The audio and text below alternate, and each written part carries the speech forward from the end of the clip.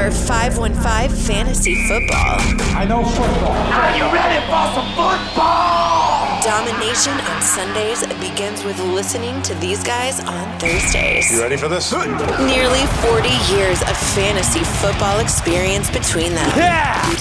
One is a proud veteran of the United States Marine Corps, husband and father, entering his 17th year of fantasy competition.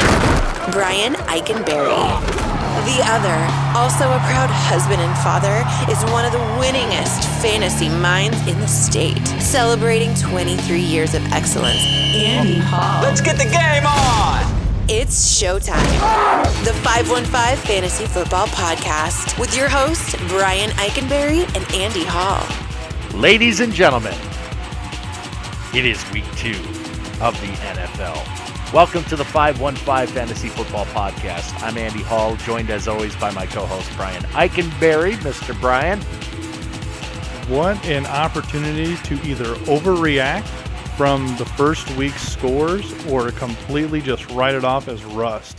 Holy cow. You know what I do? What's that? I like to hang on to virtually everybody. Short of a season-ending injury, I'm not making any rash moves, despite what happened or didn't happen in week 1. There's a tendency to make rash moves and overreact. And I think on some of my teams, my gut says make moves.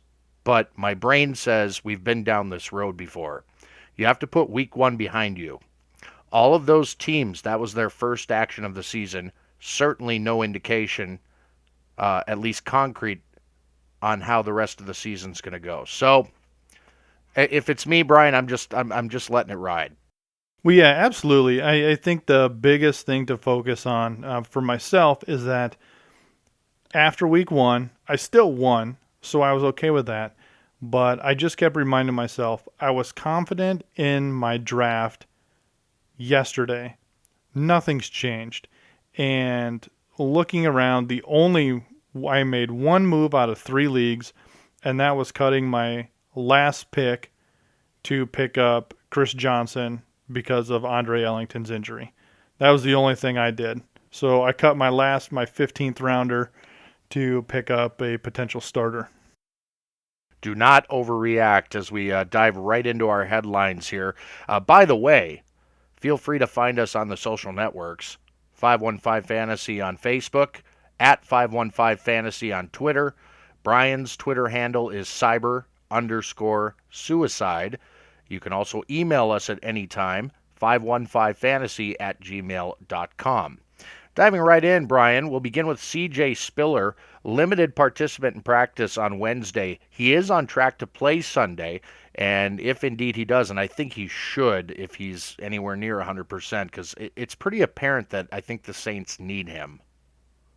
Well, I kind of believe that, but when you look at the day Ingram had catching the ball, which is something I believe Spiller was kind of brought in for, it's kind of one of those things where one person's injury is another person's opportunity. And was last week Ingram's opportunity to prove that he can also catch the ball and run with it? So I'm looking forward to Spiller coming back. I've got him in one of the leagues out there. I drafted him to be that, 75% pass catcher in Drew Brees' offense, but it kind of scared me watching Ingram put up the numbers he did catching the ball. Moving on, limited practice for Mike Evans as well out of Tampa. Optimism about his status for week 2. Here's a case even more so. I mentioned that New Orleans could use Spiller back and healthy in the backfield. Mike Evans is a guy that Tampa needs in order to be able to compete, period. Yeah, they definitely need somebody with some hands. They definitely need somebody to catch the ball. If you look at the targets versus catches coming out of last week's game, just the receivers being physical with the corners, it just wasn't happening. Mike Evans is that guy to go in there with those rock hands, get physical, and fight for those balls so Jameis Winston doesn't have a day like he did before. They need some motivation on that offense. Couple of others that's either sat out Wednesday's practice or were limited. Golden Tate nursing a sore quad in Detroit. He should play Sunday. Julio Jones sat out of Wednesday's practice with a sore leg. He'll play on Sunday. No worries there. Jonathan Stewart sat out Wednesday with a sore knee. He should be okay for Sunday's game. Julius Thomas reports now he could be out until week 7 or 8 with this hand injury of his. I mean, Jacksonville, no question, could use him, but this thing just keeps getting pushed back.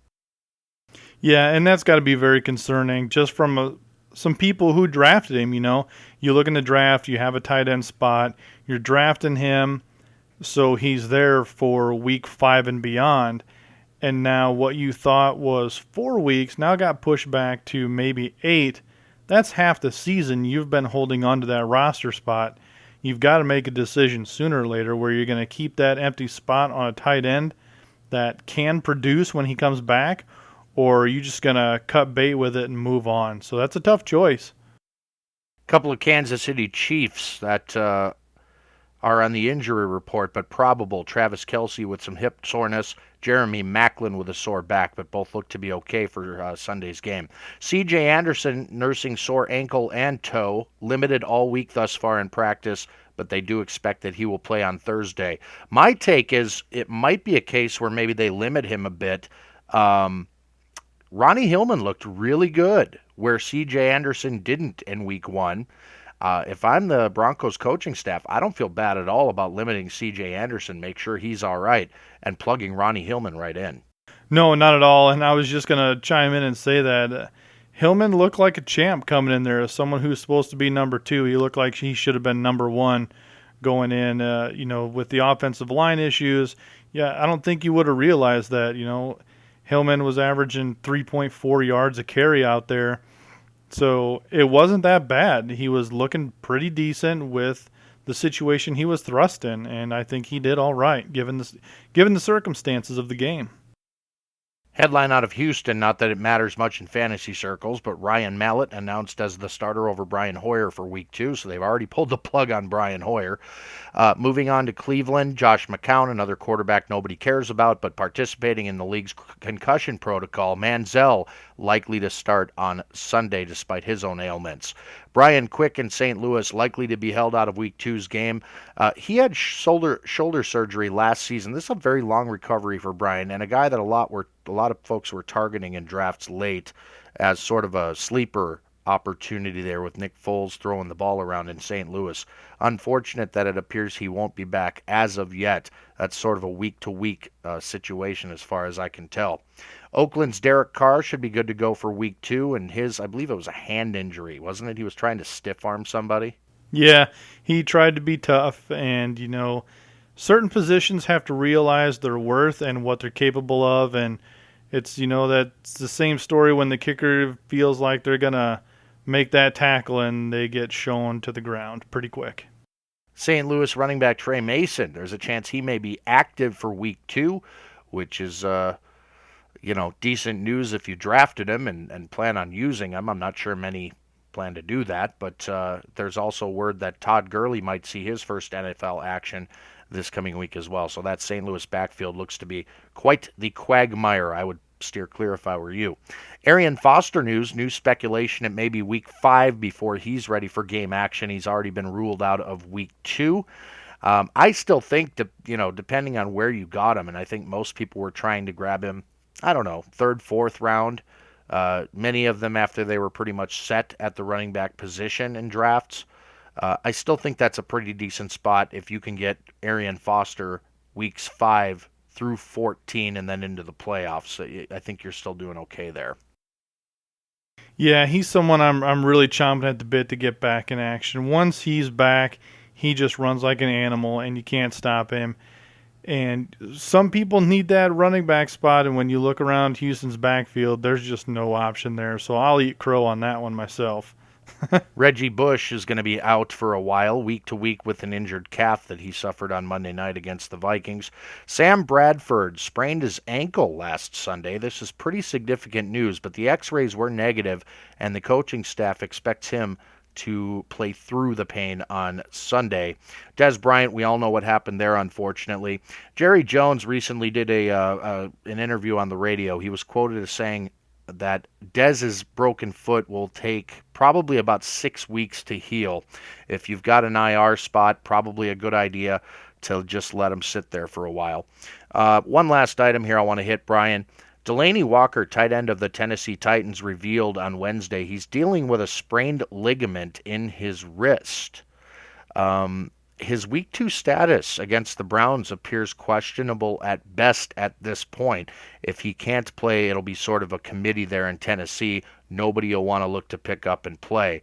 But for those that grabbed Delanie Walker, myself included in some of my leagues, some disappointing news there. He might miss Week 2.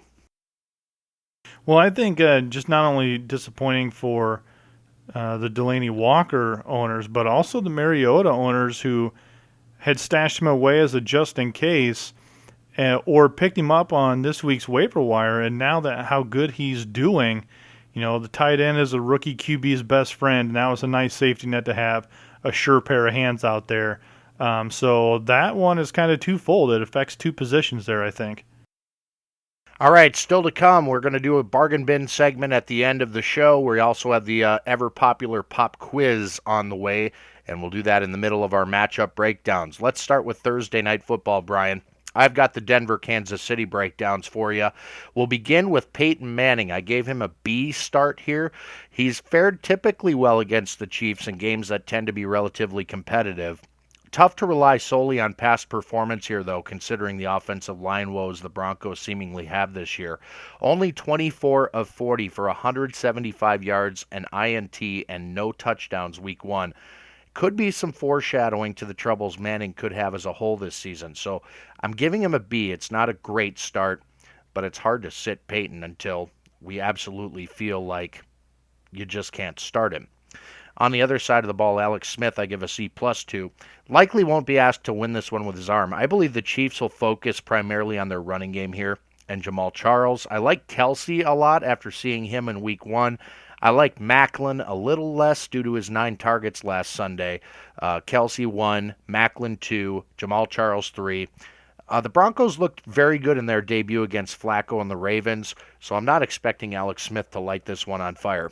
Moving on to the running backs of fantasy note, C.J. Anderson gets a C+ from me. Dealing with a sore ankle and toe. Temper your expectations this week if he does play. Kansas City, a borderline top 10 defense against opposing running backs last season. Denver's offensive line certainly won't help. We kind of touched on that earlier. Ronnie Hillman, we also touched on. I give him a C. He actually looked better than Anderson in Week 1. Better suited for the lion's share of the carries, if you ask me, considering how poorly the offensive line has looked. For Kansas City, Jamal Charles gets a B+ from me.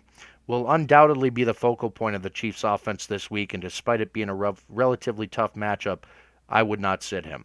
The receivers, Demaryius Thomas gets a B+. Both DeAndre Hopkins and Nate Washington, of all people, had success against the Chiefs' secondary last weekend. I give Thomas a similar shot to match that level of production, so a B+ for him, a B+ for Emmanuel Sanders as well. I like Sanders this week as more of the possession guy, whereas I see Thomas as the bigger touchdown threat. Jeremy Macklin gets a B-.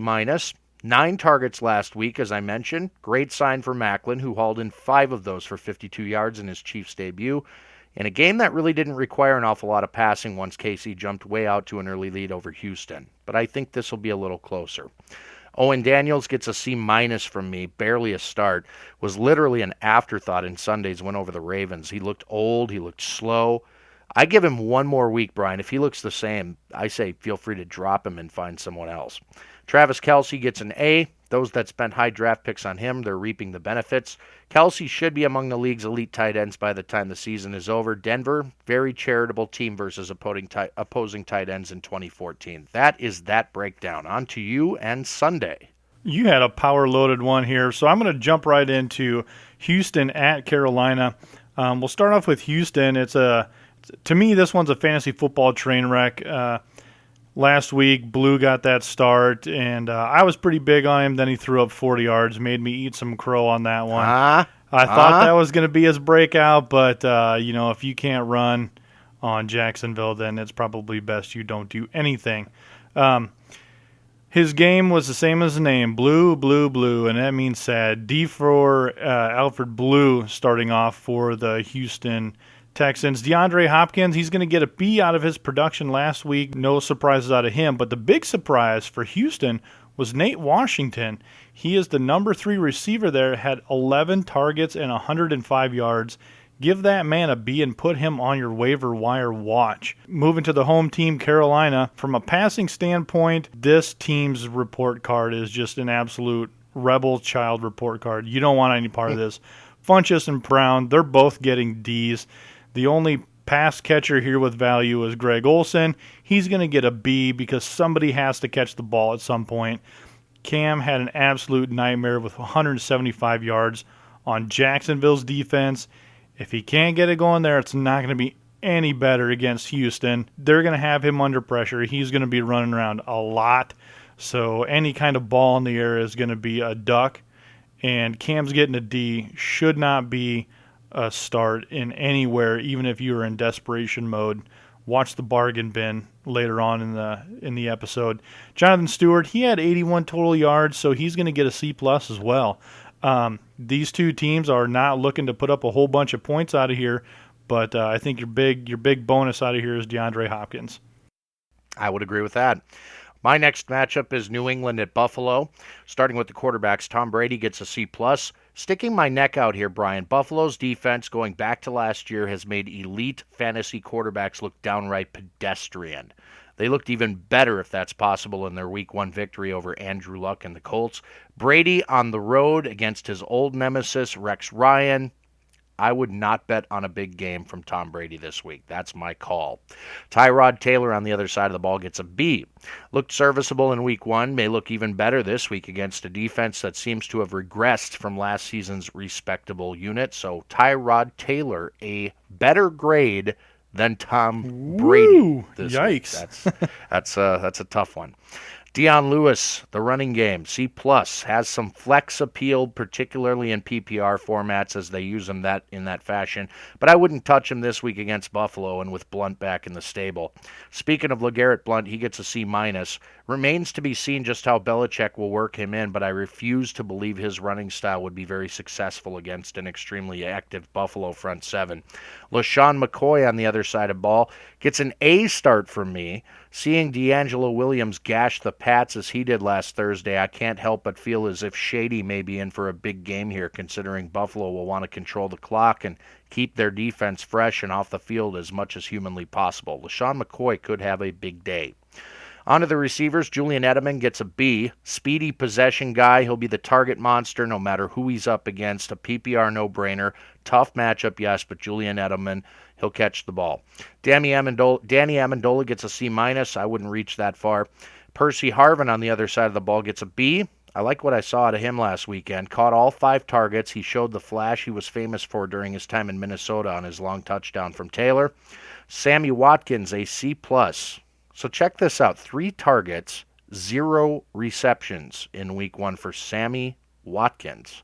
Buffalo, they got a lot of young and speedy wide receiver options, but I can't help but wonder, could Watkins be the odd man out, considering it'll be him that typically will draw an opponent's best coverage guy? So this could be a tough season for Watkins in general.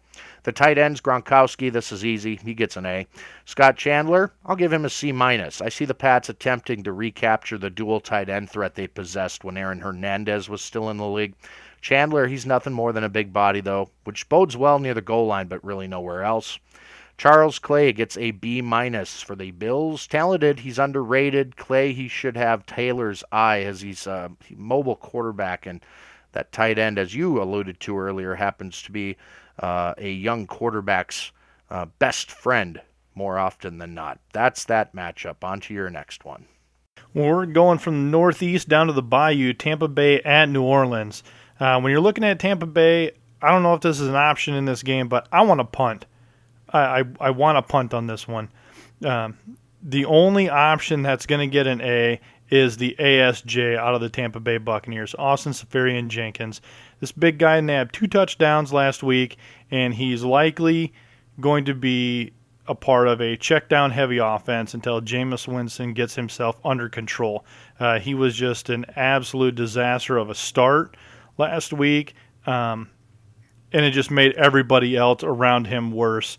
So ASJ was the only one coming up with an A grade out of Tampa Bay, and in this offense, downfield is not going to be an option.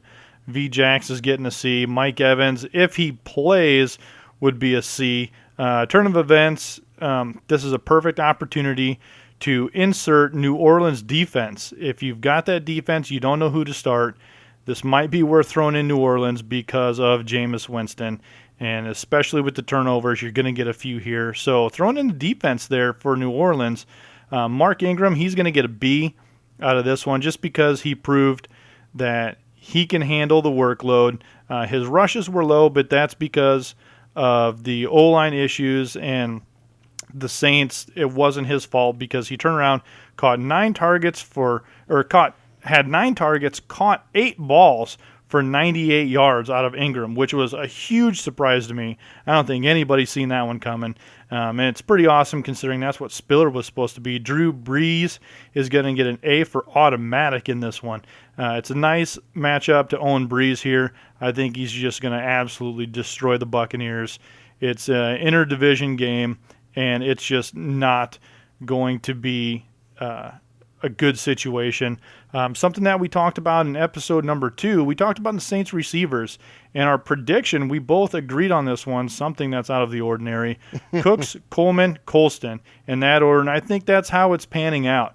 Brandon Cooks is going to get a B, Coleman's going to get a B, but Colston's getting a C. He was supposed to be Mr. Reliable, but he is quickly fading away, and Coleman is really ramping up his production, proving himself in that offense. He's going to be this year's Kelvin Benjamin. The guy's 6'6". He's brought in for a reason. He's showing that he can handle himself. And I think Colston is really going to trickle down. So BBC out of those receivers in New Orleans. I agree completely on Brandon Coleman. I'm on board, and that was a good call on your part. You had him pegged well before the season was underway, Brian. My next matchup, Tennessee-Cleveland. This should be relatively quick. Marcus Mariota gets a B+. He debuted with a perfect passer rating in Week 1. Can you guess, Brian, who the last rookie quarterback was that had a perfect passer rating in his first start? Oh, man. I don't even know where to guess. Let me get Terry Bradshaw. The answer is Robert Griffin. Wow. That's not a good sign. Not a great sign, no. So those of you jumping on the Mariota bandwagon, you might want to just slow down a little bit there, Haas. So what will be his encore? That is the question. I actually like his chances of following it up with another solid performance here, despite facing one of the league's most efficient corners in Joe Hayden. It's the other side of the field that I think Mariota can take advantage of, thus the B+. Johnny Manziel should be starting for Cleveland. He gets a C+. He should have some success against the Titans. They ranked 21st against opposing quarterbacks in 2014. Short passing game, and with what he can accomplish with his legs, Johnny Football, he's not a great start by any means, but decent. Running backs, Bishop Sankey, he gets a B out of me this week. With virtually no competition for touches out of the Tennessee backfield, I like Sankey this week against a Browns defense that yielded a big day to the Jets' Chris Ivory last weekend. Couple of touchdowns and a lot of yards there. For the Browns, Isaiah Crowell, a C+. As long as the Browns can keep this game competitive, I'm not sure they can, but just in case, and not have to abandon that running game as Tampa did last week against the Titans. The Crow should lead the backfield in touches in this one, despite a relatively terrible outing against a stout Jets front seven last week. Duke Johnson, kind of an afterthought for me at this point. I want to see more out of the rookie before I give him a starting grade. Receivers, Kendall Wright gets a C+. Probably draw coverage from Joe Hayden, who I mentioned a bit ago, which historically does not bode well. Although I feel as though Tennessee will keep the ball on the ground as much as they can if the game is competitively close, so I'm not too concerned there. Harry Douglas gets a C. He's an underrated guy. Not a lot of folks are looking at him. Didn't factor much into the passing game last week as the Titans jumped out in front early, but could benefit from lining up on the opposite side of Kendall Wright, where Cleveland's real coverage talent may be, and I've mentioned Joe Hayden not twice but 3 times now. He is the man there in Cleveland in terms of pass coverage. Really no Browns that I would consider starting as far as receivers go. Delaney Walker, we're going to have to keep a close eye on that injury situation, and I do like the Titans' defense and special teams this week against a Browns offense that has a tendency to turn the ball over. So let's give the Titans a B+ this week. Arizona at Chicago. Glassman Ellington is going to sit this one out, and he's given Chris Johnson the chance at the start. Chris Johnson's going to get the B because we can't trust him yet, but he's going against the Bears defense. So you got that. Bruce Arians came out and said he does not like to give rookie running backs the start because it's unhealthy and dangerous. Now, with a grain of salt, it doesn't mean he's not going to get a bunch of carries. He's just not getting the start. But given the running back situation there with the injuries that are coming out, I think Bruce Arians is going to play this one safe. He's going to let Chris Johnson go out there. It's against Chicago, so you're probably going to get a pretty fair share out of the running back situation there. But if Chris Johnson has a good opportunity to shine, here it is. David Johnson, even though he didn't get the start last week, he had that pass for 55 yards and a touchdown. So don't quite forget about him, but he's not getting the start. Larry Fitzgerald had himself 8 targets last week. He looked to be healthy and happy, so he's going to get a B. Carson Palmer looks to cut him up, so he's going to get a B here as well, especially with the run game in question. I think they're going to turn more to the air and less on the running backs, because if they get one more injury there, it's going to be a really bad situation. Michael Floyd, he looked to be having a tough time last week. He couldn't really get open. He only had that one catch, but he's still going to get a B just because we're not overreacting, and we're gonna trust in the system here. Chicago, Forte is your only real A start here because he is Forte, and he will always be an A because that's who he is. The Bears should have their receivers ready to go. Jeffrey's a B. Royals a C. For some reason, he had 5 targets and only caught 1 ball last week. You're going to want to keep Martellus Bennett in your tight end and even your flex. This guy gets a B in the flex and in the A in the tight end spot here. 7 targets. He had 55 yards and a touchdown. That's good news for a tight end spot not named Gronkowski. What about Darren Fells? Are you a buyer or a seller on his 2-touchdown performance in week 1? Nah, fluke. Fluke. I would agree with that. Also, a couple of other things I want to throw at you. I disagree on Michael Floyd. I think you can go back to last season even. He's been a massive disappointment. I would not even touch him in fact, if he's even on your roster, I'd be surprised at this point. So you gave him a B. I think you're being way too generous with Michael Floyd. I would wait and see on that guy. One other last thing, Brian, just for the sake of conversation. From now on, he will no longer be known as Bruce Arians. He will be known as Get Off My Lawn Arians. The one thing I love about this guy, it looks like he has hologram glasses on. I'm a glasses wearer myself, and I have got to figure out where he's getting these things from because it seems like every season he has something on. And this year, if you look at him on the sidelines, it's like he's got those hologram wacky eyeglasses on. I totally dig it. The answer, by the way, is Elton John. Moving on to my last matchup before we get to our pop quiz. You'll have one more as well before we get there. St. Louis, Washington. We'll begin with Nick Foles, who gets a B+ in this game. Washington gave up the most points in the league to opposing quarterbacks last season, and though they looked slightly improved against Miami last weekend, I think Foles is a decent sleeper this week. Kirk Cousins, wouldn't bother, gave him a D+. Obvious from last week's performance, Cousins needs Deshaun Jackson healthy in order to be fantasy relevant whatsoever. Until that happens, he stays on the bench. Running backs. I personally am not touching any of the Rams. I don't know what's going to happen there. Trey Mason may play. Todd Gurley's going to be eased in, but I don't think he'll be an immediate impact guy. Benny Cunningham, pedestrian at best. I don't like it. Yuck. B- for Alfred Morris, though. He looked a step slower last weekend than I've seen him in the past, but he still managed 121 yards on 25 carries against a pretty good Miami defense. He's really not a threat in the passing game at all, but he should shoulder the vast majority of the carries. You know, it's really funny about Alfred Morris. 121 yards on 25 carries, and if you watched any of that game, you would have no idea he was piling up that kind of yardage, but I suppose that's what happens when you get 25-plus carries a week. Receivers, the only one of note for both teams this week, Pierre Garçon. He gets a C. Desperation flex play at best. I think he's got the tools to succeed, but I don't believe Cousins will have enough time to find him downfield against a great Rams defense. Going to be a lot of short passing this week. The tight ends, Jared Cook, he scored last week, but this is what Jared Cook is famous for, Brian. Making you think he's going to be a big factor in the Rams passing game, has a nice week when nobody plays him, and then disappears for games at a time when owners decide to take a chance on him. Don't get fooled on Jared Cook. D+. Just keep him on your bench. Don't even pick him up, in fact. He shouldn't even be on your roster. Jordan Reed, a B+ on the other hand. I like him a lot. 11 targets last weekend. 7 catches, a touchdown. I like Reed a lot, especially with Djax continuing to nurse a sore hamstring. He is Cousins' best option. And one last start, you want to make sure and plug that Rams defense and special teams in. They are an A start, one of the best starts of the week in my opinion. Well, they single-handedly won that game against the Seahawks, so you need to be starting them every week.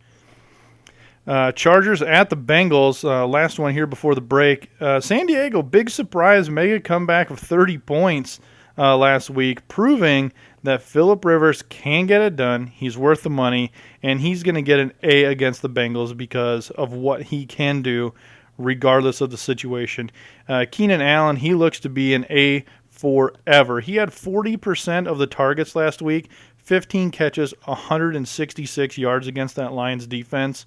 They were missing some parts, but all their secondary came back, so not sure where the situation was, if that was just Keenan Allen playing good ball or if that was the Lions playing bad ball. Melvin Gordon and Woodhead seem to be in a good 50-50 split with each other. Both are going to get Bs because you never know who is getting what at any time. Woodhead seems to be that goal line guy for now, most likely because he's small, he can get behind that line, and he's got that experience. He's proven that he's not going to fumble in those situations, which Gordon has not proved yet. I think that's the 50-50 split there. Ladarius Green showing why the Chargers should be trusting him and moving on from the old man Antonio Gates. That guy had 74 and a touchdown, so give him an A star in the tight end spot. Moving on to the Bengals, it's a tough one. I continually want to give the Bengals their due and their credit, but they never win due to sheer offensive power. Last year, huge heartbreak, a lot of angry people with the Bengals offense. It always seems to be like it's a little bit of luck, a little bit of defense, and a little bit of the other team's error. So Dalton, he's going to get a C in this start. A.J. Green's going to get a B. Sanu, I'm not sure if you even have him on your roster, if he's anywhere. He's not on mine, or it wasn't even in the thought process. So if he's there, he's going to get a C. But Jeremy Hill, he gets an A. He's just all over the place. Someone I was not trusting last year. I was a Geo guy, but we see how that turned out. San Diego's run defense was not looking too swift last week. They made a lot of critical errors and some big key runs for the Lions. And Tyler Eifert, he's got to be B in your tight end spot, but not as a flex option. Interesting take there. It's funny you make fun of Antonio Gates for being an old guy, but then he comes back and he scores like 15 touchdowns in 8 weeks of action. So I rode him into the championship last year because I was one guy who believed in Antonio Gates last year. And we see why he did such a good job. Yep. I was the only guy that believed, and he helped me out. All right, Brian, still to come, the bargain bin. We'll wrap up with the bargain bin. We still have some matchups to get through for week 2.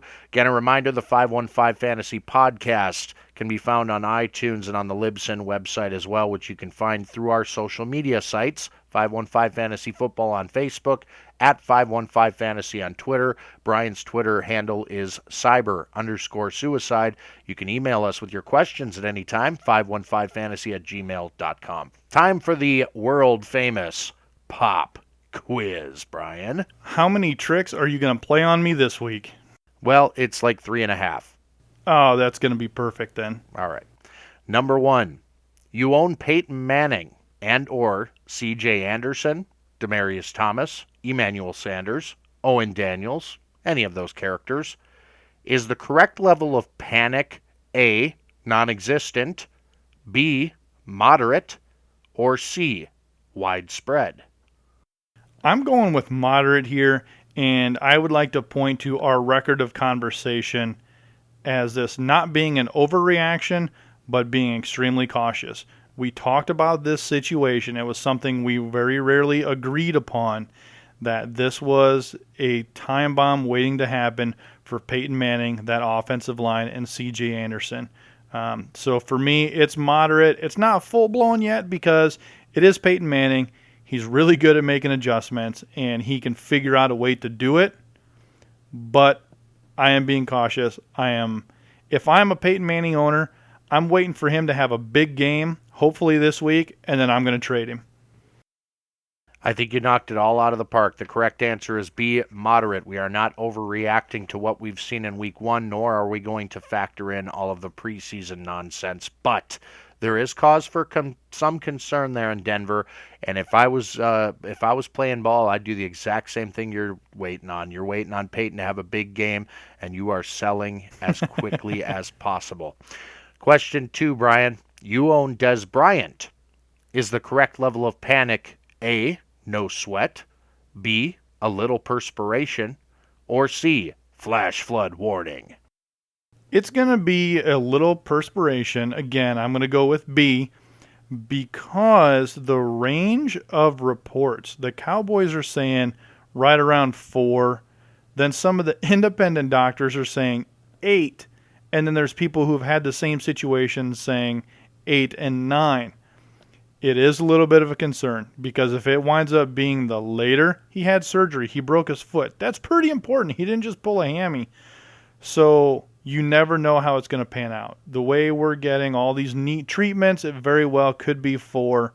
But if it's 8, that's 50% of your season. And this is somebody you took extremely, extremely high in the draft. I would be sweating it out a little bit. The correct answer is C, flash flood warning. No. We don't know how long he's going to be out, Brian, and you spent your first-round pick most likely on Dez Bryant. I don't know many drafts where he fell to the second round even. And if you struck out this big on your first-round draft, you better hope you had a sweet deal in the rest of your draft, or else you are in huge trouble, pal. I'm worried, not only because it happened so early on here in the season, but also he didn't really have any time to work in with the offense prior to it. Think about it. He didn't get any work with Tony Romo in the preseason at all. And then he comes out and breaks his foot in week 1. I think this is a much bigger deal than people initially thought it would be. We're starting to see hints of that now. So the answer is flash flood warning. 2A. This is the half question. In your opinion, who stands to benefit the most from Bryant's absence? I think this is a trick question. I think you're already baiting the hook. I am going to go with Jason Witten and Terrence Williams. That's a tie for them two because it's throwing a lot of balls. And, in some of my leagues that I was experiencing, a lot of people were passing on Witten because it's one more year and Dez is back in action. They're getting it figured out. Witten's one more year older. But when Romo's in a bind, he's going to go back to who he trusts most. And out of that entire team, he trusts Witten the most. The correct answer is Joseph Randle. I knew it. It is the running game, which we have heavily leaned upon now. I don't think the passing game will, unless Dallas falls behind and is forced into it, but I think the Cowboys will run a lot more than they originally had planned. Joseph Randle looks to be the bigger portion of that, at least through week 1. Question 3. After 1 week, your third-ranked quarterback in many formats is Tennessee's own Marcus Mariota. Does he belong in the top 10 conversation by the end of the season, in your opinion? No, because I don't overreact. He's still a rookie quarterback, and that's where that needs to stay. I can't even have that conversation until halfway through the season. He's probably going to have a decent week here in week 2, but just temper it, settle down. He's a rookie quarterback, and once opposing defenses figure out how to play him, it's going to be a completely different ball game. People did the same thing on RG3. He came out, he had a couple of good games. Defenses figured out how to handle him, and that was the end of the game. You are like a Buddhist monk. You keep chanting, "We do not overreact after week 1. We do not overreact after week 1." Just keep chanting it, Brian, and you will get the correct answer, which is, I don't think so. Perfect. But he might not be too far off, but I don't think he'll be top 10. We are back into the matchups, Brian. I'm going to jump right in with Detroit at Minnesota. Begin with the quarterbacks. Matthew Stafford gets a B+ from me. He'll bounce back from a mediocre week 1 against a Minnesota defense that looked to give Colin Kaepernick as much time as he needed to allow routes to develop and receivers to get open last Monday. Stafford, he'll have all day back there. He'll be able to pick them apart, I have no doubt. Teddy Bridgewater's on the bench for me until I see the Vikings actually get things figured out, which they obviously didn't on Monday. Running backs, Amir Abdullah gets a B from me. He may not be the bell cow yet, but has the dynamics to break one at any time, yes, in the running game, but especially in the passing game. I'm coming around on Abdullah. I saw the touches. They were split pretty evenly between Bell and Abdullah, but Abdullah is clearly the better runner. Speaking of Bell, he gets a B-, so just slightly below Abdullah. If the Lions get anywhere near the goal line, I think Bell's going to be likely called upon to punch it in. He's also got the ability to contribute in the passing game, too, so I give him a B-. Adrian Peterson is a B for me. I think the Vikings will feed him an abnormally increased amount after Monday's debacle. I like him stretching the defensive front rather than running right at somebody like a Haloti Ngata, who will be patrolling the middle for Detroit on Sunday. So Adrian gets a B. Calvin Johnson gets a B in the passing game. Tempered expectations for Megatron, though, due to history against Minnesota. Typically, they've been very, very good at slowing Megatron down. Xavier Rhodes will have a big hand in that task on Sunday. It'll be fun to watch. Golden Tate gets a B+, so I'm going to give him just a notch above Calvin. I like him slightly better. He'll draw coverage from aging corner Terrence Newman, rookie Trey Waynes. That should translate to some downfield success for Golden Tate this week. For the Vikings, Mike Wallace and Charles Johnson, each a C, because I just don't know what to do with them. And frankly, I haven't seen anything from the Vikings yet to make me believe that they should be in your starting lineup. Eric Ebron, the tight end for Detroit, gets a C. I think he'll be an afterthought considering the weapons Stafford has at his disposal. He found him over the middle last week for a nice touchdown, but they just got so many weapons to go to there in Detroit. So Ebron gets a C. Kyle Rudolph, he looked slow. He wasn't able to shake loose from a Niners, team that, has a bunch of nobodies on it and a bunch of replacements, and I'm bitter. All right, let's move on. Falcons at the Giants. The Falcons surprised me a little bit. They looked like an above-average team the other night, and Julio Jones has shown us once again why he is an automatic A. Matt Ryan, he's going to get a B, and Roddy White, who I was low on at the beginning of the season, he got himself 84 yards last week. So looking ahead, he's going to get a B here as well as a nice wide receiver too. Matty Ice, he may be back to his former self. I don't know what you think about this, but I considered the line options and everything, and man, he just looked really good. He was putting the ball where it needed to be, and that passing game was clicking along pretty good, but it's only week 1, and stats are looked at in a whole season for a reason. Still not touching a running back here, even though Coleman had 80 yards and a touchdown. It's just not a good situation for me yet. Moving on to the Giants, speaking of running backs that typically don't make it through the end of the season, Rashad Jennings surprised some, but not me. I've been pretty big on him this year. Fingers crossed for him knocking on the wood. You also couple that with him being told not to score. He would have finished with 52 yards and 2 touchdowns, making it a great running back day. So he's going to get a B here. He showed some real drive with some good running and a lot of the goal line chances. Eli's getting a B-. Let's hope that his woes in week 1 were just rust. ODB getting that B, and Ruben Randall with a C. The Giants had six pass catchers going, with only 2 of those pass catchers had more than 5 targets. That was ODB and Preston Parker. So make sure you watch out for that, and let's hope it's not rust on Eli's part. I'm making a concerted effort, Brian, to not call him ODB, because that's not his name. The only ODB was in the Wu-Tang Clan, and he passed away several years ago. Odell Beckham Jr. is OBJ, and that's what he should be referred to as. That's very true. So I'm making a rule right here and now. No more ODB, because it makes me want to listen to some Wu-Tang Clan. All right, my next matchup is San Francisco-Pittsburgh. We begin with the quarterbacks. Colin Kaepernick gets a C+. Pittsburgh's defense isn't the one you remember from days of yore. Dick LeBeau is gone, a new regime is in place, and they are experiencing some serious growing pains, as many of you witnessed in last Thursday night's game at New England. Kaepernick won't win many games with his arm, but he could do some damage with his legs in this one, so C+. B+ for Big Ben. May not need to rely on the passing attack if Williams runs as effectively as he did last week.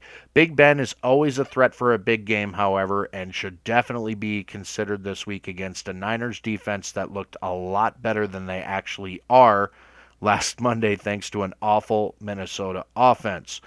The running backs, Carlos Hyde gets an A. Has the potential to do to the Steelers what he did to the Vikings in week 1. Likely won't be included in the passing game much, but a safe bet to get 20 to 25 carries, as I think this game will be relatively close, probably not a blowout. I've been wrong before. My picks were terrible this week. D'Angelo Williams gets a B+. We'll see very early on whether Adrian Peterson and the Vikings had a really bad night on Monday or the Niners are for real on that defensive front. I haven't decided which yet. Williams will get carries early and often in a game that screams ball control, so B+. The passing game, not a lot to look at here. Anquan Bolden, a C+. The Niners will want to establish the run, so not going to be a whole lot of passing, not a lot of Bolden. Torrey Smith, same thing. He was virtually non-existent on Monday. A lot of it was because of the running game working, so they didn't need to pass much. But I wouldn't go so far as to, pray for a home run from Torrey. Antonio Brown is an easy A. That garbage time touchdown turned a decent game into a great one for him in week 1. Likely continues his tear this week against a Niners defense that allowed the 13th most fantasy points to opposing wide receivers last year and, lost a lot of their pass rush in the offseason. That's about it for wide receivers. The tight ends I give both pretty decent grades to. Vernon Davis gets a B. I think the Niners are trying to get him back to where he was a couple of years ago, when he was a receptions monster, when he was a guy that was being drafted high. I mean, he could be on that track again. Heath Miller also gets a B from me. Don't sleep on old man Miller, whom Ben depends on more than most realize. And that's it for that matchup. Dolphins at the Jaguars. Miami, here's something. I'm going to do this again here. I definitely think that the best value on the Dolphins on a fantasy football roster, the best value is their defense special teams. They're going to get an A start here with a feast on Jacksonville. Last week they had a sack, 2 picks, a punt return, and 10 points allowed. That's pretty good point production out of a defense because that is huge value. So Tannehill is going to get a B+ here. Jarvis Landry is going to get a B. He gets that little extra bonus because he's doing those punt returns. He may get another one this week. He got one last week. There's a very good chance he's going to do it again at Jacksonville. Stills is getting a C, and don't forget about Jordan Cameron. He is a B in your tight end spot. He's looking pretty sharp this year in a very happy offense. Lamar Miller, let's hope he gets it going with Jacksonville after a mediocre week 1. He's getting a B- as he may have been overhyped. He was for me. A lot of people thought this was his big breakout year, but I tempered those feelings. Jacksonville, it's another one I want to punt on again, but you're making me do this, so I got to do it. Bortles, D, nothing else much to say about that situation. I was hoping he was going to do good, but his week 2 matchup against Miami is not looking great. He's really going to be staring down the barrel, too, with Cameron Wake and Sue. Rashad Green had the most targets by double of everyone else here on the Jacksonville roster, and now he's concussed. So he's likely going to be out. So that turns to Robinson and Hearns again, who were higher on the depth chart, but they are only desperation starts, and they're both getting Ds. Not as much as who they are, but the team they're on against the defense they're playing. It's just bad all the way around if you've got anybody in a starting position on the Jacksonville roster. You know, if they'd give Lamar Miller more than 13 freaking carries at 4.1 yards per carry, maybe he would be able to do something. I'm perplexed by the Miami coaching staff. I think they're all idiots and should be fired, thrown out on their asses. Yes, I'm a bitter Miller owner. Anyway, Baltimore, Oakland, I'll make this quick. Joe Flacco gets a B despite a lackluster week 1. We all saw what Andy Dalton did to the Raiders secondary to the tune of 269 yards and 2 touchdowns. I have confidence Joe can do at least the same on Sunday, so a decent start there. Justin Forsett, a B+. The Ravens would do well to feed him, as the Bengals did with Hill and Bernard in week 1, which resulted in a total of over 120 yards rushing and a few receptions to boot. A good start, Justin Forsett. An average start, Latavius Murray. I give him a B- for the Raiders. Run game abandoned early as they fell behind in week 1 against Cincy, but Murray still managed 44 yards, 11 carries. Perhaps more notable, though, 7 receptions on as many targets in the passing game. So Murray involved in the passing game, which is good to see. Wouldn't go any further on the running games there. The receivers, the only real big one of note is Steve Smith here. Virtually non-existent in week 1. Smith, a big disappointment against a tough Broncos secondary. Oakland, despite recent history, isn't nearly as stout as Denver was, so expect Steve Smith to improve on his 2-catch, 13-yard stinker this week. If you want to start Amari Cooper or Michael Crabtree, be my guest, but I don't expect a ton from them. The Ravens' defense and special teams should be in your lineup. They are an A start. The ex-wife comes to town. Cowboys to the Eagles. Dez Bryant, obviously, we know that's happening, but it's creating opportunity elsewhere. Terrence Williams typically would have been a B- for me. He's going up to a B+, just off of the opportunity. And Mr. Comfort Zone Witten, he's getting an A in your tight end spot, and I would definitely consider him this week in a flex option as a strong B. Not quite a B+, but a strong B. Romo's going to be throwing the ball somewhere. You can count on it going to either of those two.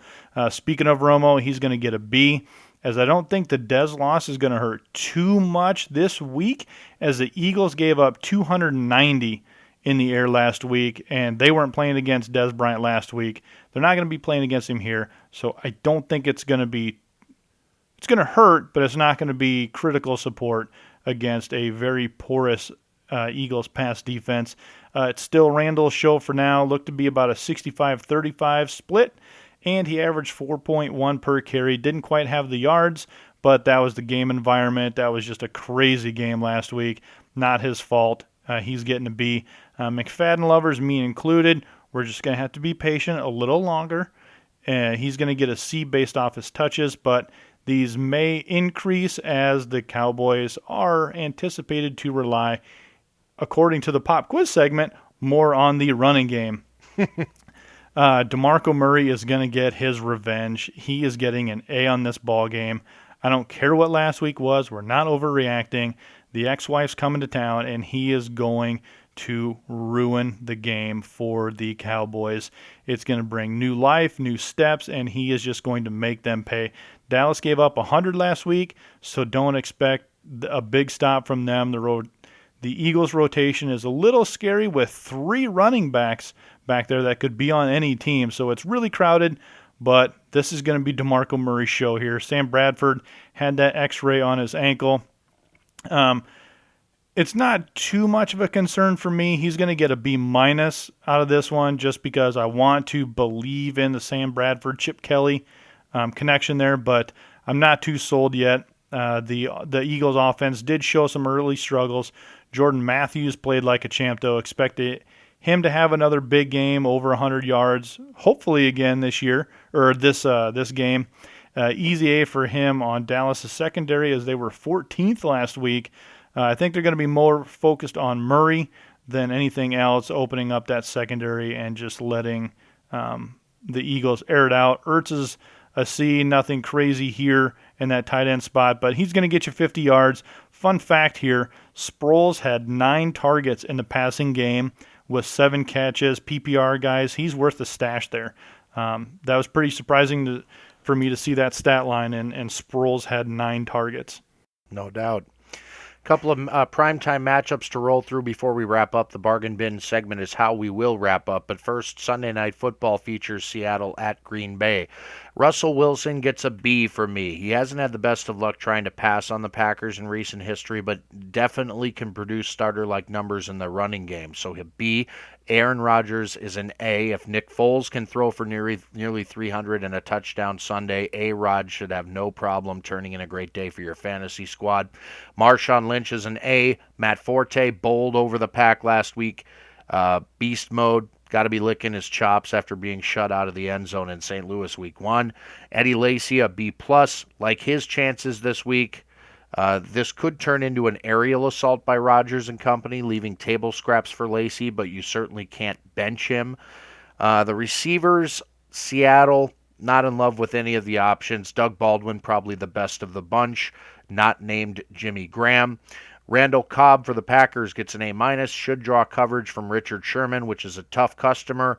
However, Cobb's got some sneaky quicks. The Packers will find creative ways to feed him the ball in a revenge game of sorts, seeing as what happened in the NFC Championship last season. James Jones gets a B+. Funny how Jones' time in Oakland so quickly became a forgotten memory once he pulled on the green and gold uni again. He's a great wide receiver 2 flex option again this week. The tight ends, Jimmy Graham is your start. He's an A. Befuddling to me why it took the Hawks so long to get Graham more involved downfield last Sunday, but perhaps they've learned their lesson. Richard Rodgers, definitely an interesting guy to keep your eye on, but I don't know if I'd be starting him yet. Well, if you listen to Beast Mode's mama, people should be getting fired on the offensive coaching staff there in Seattle, so settle down on that one. Jets at the Colts on Monday Night Football. I'm going to go on the record and say I did not expect that out of Chris Ivory. Last week. Expect him to have You did? I know. Look for him to have another good game against Indianapolis, prime time. Indy gave up 147 last week, so they weren't stopping anybody. Ivory's going to get an A start here. Marshall and Decker are going to get a B and B- respectively. These guys had pretty good games, and Fitz is still throwing it. You were big on Fitz, and it's prime time. He's got another shot to show people that, hey, we're here and we're doing this, and it wasn't just another Jets team ho-hum. I think they showed a lot of potential, even though it was only 179 yards in the air. So he's going to get his own B-. No tight end on the radar, as a tight end did not log a catch last week on the Jets roster. Indy, let's hope it was a hiccup from the Colts there, as they're going up against a big-name secondary that the Jets have there. So look for something special out of Luck. He's going to get a B+, as I think he's going to be trying to prove a point here. He's not going to throw up that kind of a performance on national TV, is he? I don't think so. T.Y., a sad situation there, but Moncrief can pick up that slack as he was. So watch out for him. He's going to get a B- here. Andre Johnson, let's see. He was looking really slow, and I was really hoping he was going to get another shot here to make himself something, but he's going to get a B-. Watch out for Philip Dorsett. He's going to make his name known in this game, coming out of the slot there. He's going to get a C. More on him later. Gore did not have a big day, and he was looking very old and very slow. But we're going to get the old man a B-, as he still did have 3.9 yards per carry. And that is going to wrap up my Monday Night Football. All right, Brian, I'm going to do a little chest pounding as we wrap up this week's episode. 3 for 3 on the bargain bin last week. I hit on Tyrod Taylor, who was a decent start. I definitely hit on D'Angelo Williams, and my wide receiver was pretty impressive as well, in case you didn't notice. Not bad, sir. Not bad. This week, though, let's run through our picks. Who is your quarterback this week? Oh, by the way, the bargain bin, this is a segment for those of you that are desperate. You can grab any of these guys generally off the waiver wire and plug them into your lineup and expect, decent results.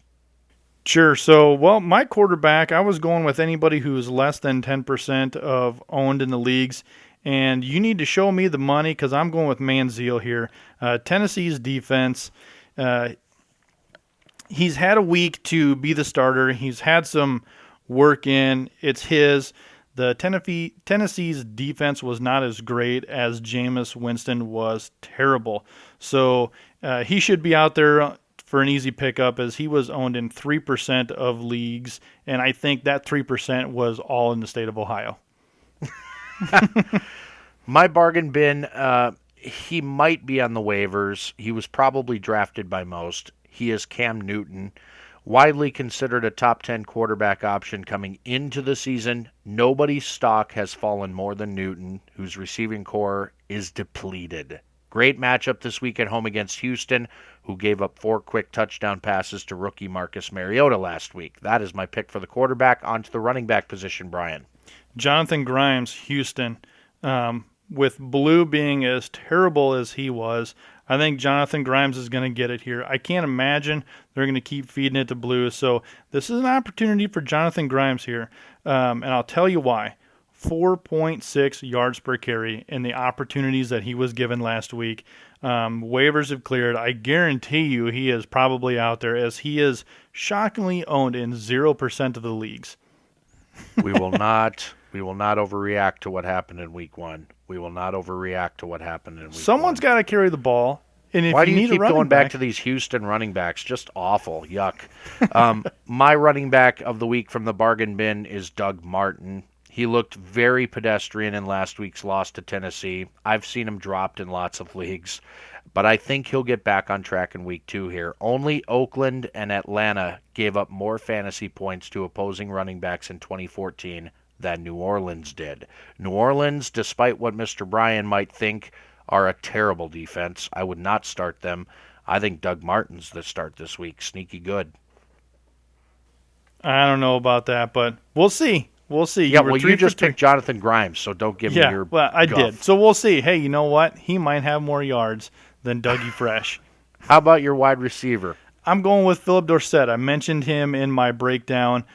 He's still out there. He's only owned in 10% of the leagues out there. So go out there, get him. Indy's going to be throwing the ball. T.Y. is out. He's going to get some good work in there, and there's no doubt if you're in a deep wide receiver league, I think he's worth picking up there, slide him into the flex for a week or 2 here with T.Y. out. Luck's going to be making a point. They're going to be airing the ball out. Pick him up. My receiving option off the bargain bin, Cole Beasley, a guy you did not cover in your matchup. Shame, shame. Julian Edelman light. For those of you that are unfamiliar with Cole Beasley, that's what he brings to the table. Benefits greatly from the loss of Des Bryant. Likely will become Romo's big target guy in the passing game, which will be very active against the high-powered Philly offense in week 2. Cole Beasley is my bargain bin receiver. And with that, Brian, we wrap up episode 4 of the 515 Fantasy Podcast. Good stuff. As always, man. Appreciate it. Always good fun. Big thanks to the Southgate Media Group. You can find 515 Fantasy Podcast on iTunes or the Libsyn website, which you can get the link to at our social networks, Facebook, Twitter. We're all over the place, man. At 515 Fantasy, at cyber_suicide on Twitter. Feel free to email us your questions as well leading into week 3. We are at 515fantasy@gmail.com. We wish all of you nothing but the best of luck. Parting words, Brian? Stay on that bargain bin. You know, there's one host who's on a roll and one host who is not looking so hot there. If you need those spots, get them up. If you have some lineup questions, send them over to our social media. We'll post them out there for you so that way you can see your matchup get posted and let Andy answer them. We will not overreact to week 1. We will not overreact to week 1. We will not overreact to week 1. Until next time, folks, for Brian Eikenberry, I'm Andy Hall. Thanks for listening.